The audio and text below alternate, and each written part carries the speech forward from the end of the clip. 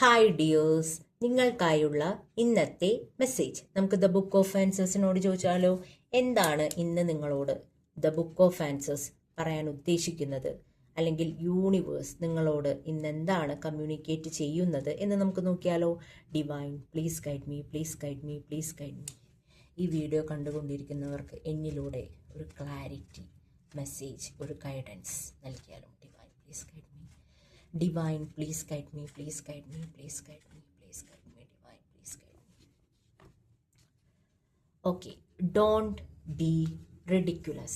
ഇതാണ് നിങ്ങൾക്കുള്ള ഇന്നത്തെ മെസ്സേജ്, അല്ലെങ്കിൽ യൂണിവേഴ്സ് നിങ്ങളോട് കമ്മ്യൂണിക്കേറ്റ് ചെയ്യുന്നത് ഇതാണ്. അതായത് മറ്റുള്ളവരുടെ മുന്നിൽ പരിഹാസപാത്രമാകാതിരിക്കാൻ പ്രത്യേകം ശ്രദ്ധിക്കുക. നിങ്ങൾ ഒരു പക്ഷേ നിങ്ങളുടെ നല്ല മനസ്സുകൊണ്ട് മറ്റുള്ളവർക്ക് എന്തെങ്കിലുമൊക്കെ ചെയ്തു കൊടുക്കുന്നുണ്ടായിരിക്കാം.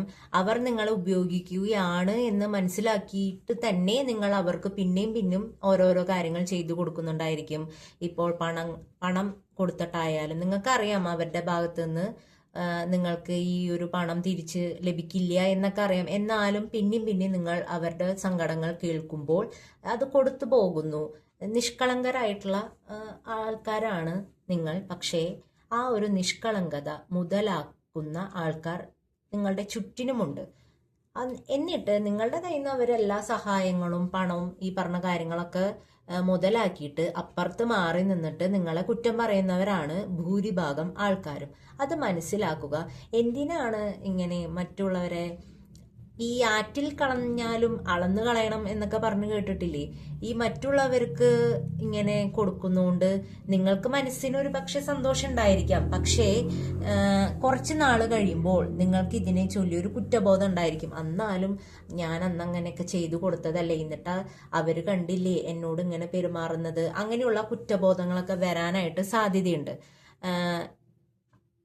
നിങ്ങളുടെ സാഹചര്യവുമായി മാച്ച് ചെയ്തത് എടുക്കാട്ടോ. ഞാൻ 1-2 എക്സാമ്പിൾസ് പറഞ്ഞു എന്ന് മാത്രം.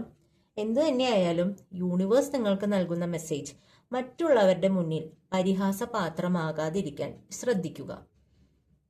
നിങ്ങൾ നിങ്ങളുടെ വില കളയരുത്. നിങ്ങളുടെ മൂല്യം മനസ്സിലാക്കിക്കൊണ്ട് പ്രവർത്തിക്കുക.